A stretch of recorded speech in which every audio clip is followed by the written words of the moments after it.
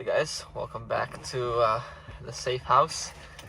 Back to making videos in the car because it's a little cold outside. Usually I'm in nature, but the unnatural phenomenon of low vibrational coldness, low vibrational temperature is back. There's no such thing as coldness. I think it's more the absence of heat, just like there's no such thing as love. It's rather an illusion of the absence of love. Anyways, I'd like to talk a little bit about twin flames and soulmates and karmic relationships, all in relation to one another as well. So the two I think that can be the most confusing are twin flames and karmic relationships, because a lot of people will interpret like a karmic relationship as their twin flame, like, oh my god, we're so intensely attracted to one another, but we trigger each other, we challenge each other, we fight. And those are definitely signs of a twin flame relationship. But they can be misinterpreted if you're in an unhealed state. Now, how does an unhealed person know they're unhealed? Right? It's like, how do you what's a good example? How do you know you're wrong when you're wrong? Or how do you know what you don't know? Right? Because it's not what we know that gets us in trouble. It's what we think we know that just ain't so. In the wise words of Mark Twain. So you can interpret like a triggering situation in a relationship as something that you need to work on, right? You got triggered by who? By the other person. Technically, you were the one triggering yourself, right? Because your reaction to their action was a trigger point. That's what caused that, right? If there was no reaction to their action, there would not be a trigger, right? If I put fire on something inflammable, there won't be a fire. Now, the basis of a karmic relationship is that trigger point, or those multiple trigger points. Usually it's one very large trigger point. For example, a narcissist and a victim. Okay, they will typically attract each other in a karmic way, so as the victim can empower his or herself, and the narcissist can learn empathy. Okay.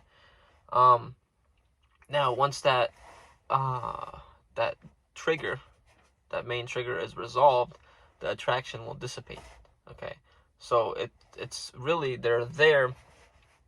You can interpret it as a way that, oh, they're keeping you in the matrix. But imagine if they weren't there. They're kind of helping you break out of the matrix in a sense by giving you that mirror, right? Every relationship you go through is a mirror, and that person reflects back to you, what is inside you, what you are currently holding, what bothers you. Now, with the twin flame, that is the ultimate mirror. That person will be the ultimate mirror for you, because you literally cannot hate the person without hating yourself, because they will be your copy. And twin flame, for those that don't know, the interpretation is that they are the same soul that has entered two different bodies. Okay, so technically their oversoul would be the same, but it could also be interpreted as the highest soul mate. Okay, so a soulmate is someone in your soul tribe, your soul family from your oversoul. And some people say the higher self and the oversoul are different, which is plausible. But they are kind of like the same soul, basically. It's like the hand. The hand is the oversoul, and then you have the soulmates from the oversoul, and then the twin flame, let's say, is like the lines on the finger, right? They're on the same finger, but in different bodies. Same extension. Anyways, tough example. But the twin flame sometimes will meet you at what you may think is an opportune time, because they'll come in and they'll go away. But that's your trigger for the spiritual awakening, and this can happen to many people, especially twin flames that are working out karma from previous lives. So some twin flames aren't meant to be together in one life, whereas some twin flames will naturally come together after they do their work. right? It'll be very harmonious. The thing about a twin flame relationship is it can be very, very harmonious if you do the work, if you're healed, if you've addressed issues, even if you're not perfectly healed. If you are spiritually on your path, you have been doing the work, you have been fulfilling your life purpose, that is when you come in contact with your twin flame. If you necessarily have a twin flame. Now, if you're watching this video, you probably do. But the karmic is kind of like helping you to get to the twin flame. And usually it'll go from karmic to soulmate to twin flame, right? These are not necessarily the stages, but that's what can happen, because the universe will kind of test you, like your higher self will test you, your guides will test you. The creator doesn't really test people, but your guides are essentially you testing yourself to see where you are, right? So you say, oh, I want my twin flame. Boom, a karmic shows up. Well, here's all this unresolved trauma you still have to deal with, right? And then you catch on, you break that loop, that pattern, you exit that form of matrix. And maybe you get tests from the past trying to pull you back in, like, maybe this didn't work out, let's try again, let's fall in the same pattern. And you finally say, no, this is enough, I don't want to do any of this. You cut that person out, whatever you gotta do. And then let's say you meet a soulmate, and it's kind of like the soulmate's kind of like a stepping stone for you. Not necessarily that people are stepping stones, but they're helping you. And you fall in love, but it's kind of like they're showing you what you really want. Okay, so the soulmate will come and they'll make it very easy. They won't argue with you, they'll just agree with you. Everything will be nice and perfect, and then you don't really grow from that, right? They're not really pushing you to fulfill your life purpose. So you can be working the same old job, you may still dislike some aspects of your life. You may not be fully authentic in aspects of your life. Yet the soulmate is there kind of like to help you through it, to be kind of that comfort that you can come back to.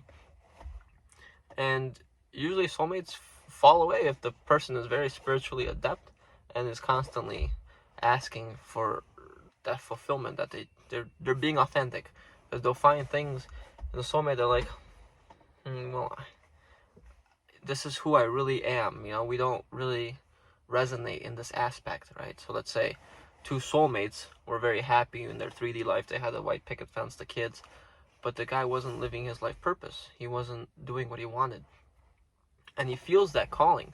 And it's kind of like the soulmate just wants to stay there. They don't want to, they don't want to change any of that. So then they ultimately separate.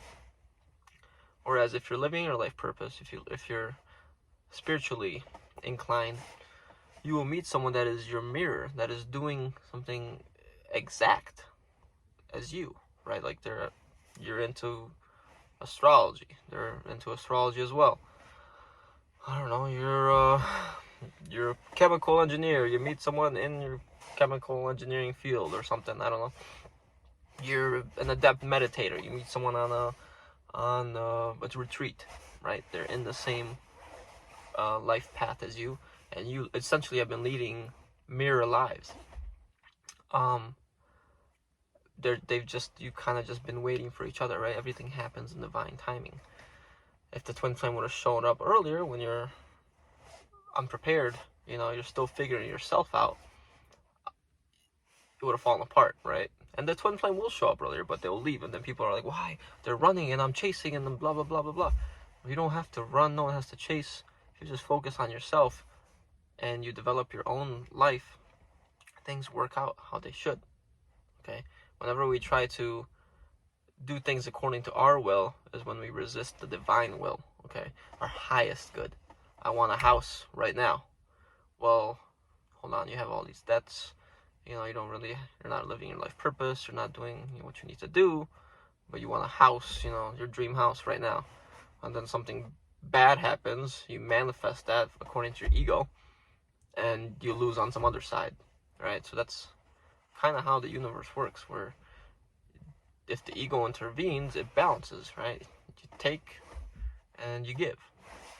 Whereas if things happen in divine timing, you're kind of giving through your patience, through your spirituality, through your energy. You're leveling up your energy, matching vibrationally to what you sought to get. Right? Let's say you get a house and you hate the neighbors. Well, you weren't supposed to be there, so that's why you get all these weird neighbors going on, because they're matching your vibration. Yeah, so that's really the biggest lesson, especially for those on the twin flame journey, is that they need to focus inwards. Whatever you do to one twin affects the other. Okay. So for example, I did a heart opening ritual. Now, I was led to this. It's not like I'm like, okay, I heard someone told me I need to do a heart opening ritual, I'm gonna go do it. It was kind of like I'm just following the steps, right? Consciousness was rising. I could feel my heart was yearning to be open more and more and more, and I did a sort of ritual. And I kid you not, 2 days later, a week later, no, I think 2 or 3 days later, I came in contact, or I started realizing I had been in contact with my twin flame. Because it's kind of like I opened myself up to love so fully that I was like beeping, beep, beep, beep, beep, beep. And prior to that, my twin flame had also had something triggered in her, kind of like her intuition started going off to like, I need to make some changes, something's happening, right? So we were both on the same wavelength, both working on ourselves and matching that frequency that we needed to match. The twin flame frequency is the 5D frequency. It's love.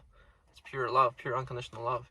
When you meet your twin flame, it's like you're fully the creator, and you can love. You've never loved anybody or anything that much, and that's really how you would want to love everything, not just your twin flame. It's an example for the world. It's meant to raise the vibration in the world through that love that you give each other.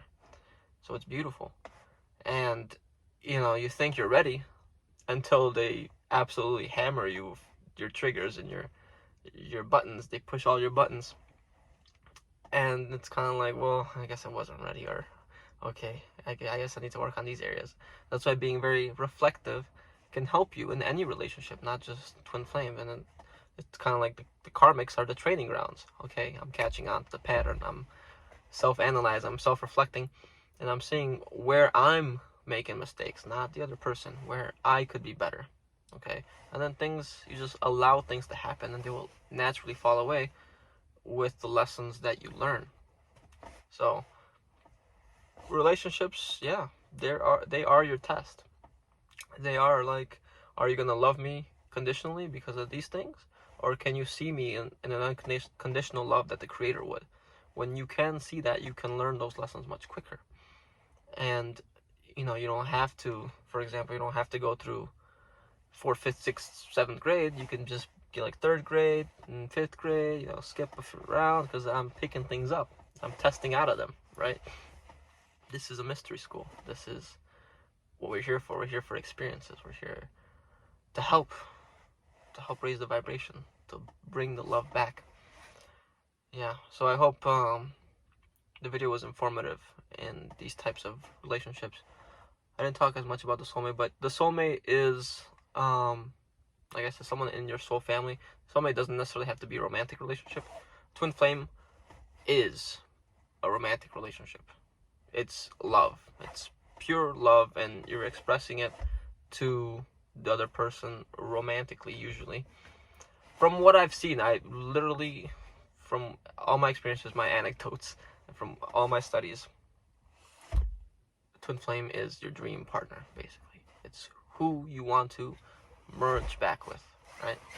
Soulmate can be a dog, a parent, a friend, romance, a boss, people, whatever, in your life, beings in your life. And they will help you. They're there to help you. They can trigger you too. Yeah, it's not unnecessarily incredibly easy with them, but it's a lot easier than, let's say, a karmic or a twin flame, because they're not fully reflecting that too. They're not like just in your face, like, yeah, I'm gonna push your buttons and you're gonna like it, right? But if you have no buttons, there's nothing to push, and things are harmonious. And the twin, what I wanted to say with the twin flames that aren't necessarily supposed to meet in this life, they can if they really assess their life, right? If they really work out all the energies and all the karmas that have been messed up from previous lives, where, you know, one twin did something differently, right, or got lost, or who knows. It's an energy imbalance, and this can be reflected sometimes in the numerology and the astrology as well. Okay, so I hope this was informative. Hope you guys enjoyed my story and what I may seem to know about these types of relationships. And leave a comment, subscribe, like, and take care.